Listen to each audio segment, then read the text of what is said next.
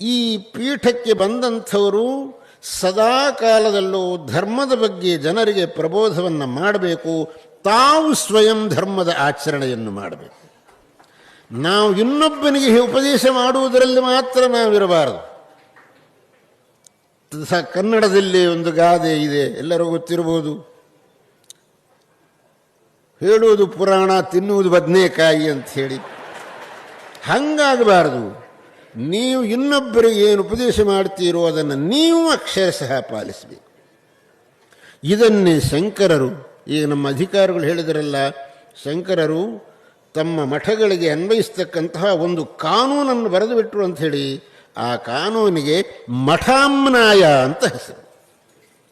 ಮಠಾಮ್ನಾಯ ಅಂತ ಹೇಳಿ ಒಂದೊಂದು ಈ 4 ಮಠಗಳಲ್ಲೂ ಇರತಕ್ಕಂತಹ ಸನ್ಯಾಸಿಗಳು ಹೀಗಿರಬೇಕು, ಹೀಗಿರಬೇಕು, ಹೀಗಿರಬೇಕು ಅಂತ ಹೇಳುವಾಗ, ಆ ಸನ್ಯಾಸಿ ಯೋಗ್ಯತೆಯನ್ನು ಹೇಳುವಾಗ ಶುಚಿರ್ಜಿತೇಂದ್ರಿಯೋ ವೇದ ವೇದಾಂಗಾದಿ ವಿಚಕ್ಷಣ, ಆ ಸನ್ಯಾಸಿ ಶುಚಿಯಾಗಿ ಶುದ್ಧನಾಗಿರಬೇಕು. ಅಂದರೆ ಶುದ್ಧ ಚಾರಿತ್ರ್ಯವಂತನಾಗಿರಬೇಕು, ಚರಿತ್ರ ಶುದ್ಧಿ ಇರಬೇಕು, ಜಿತೇಂದ್ರಿಯನಾಗಿರಬೇಕು.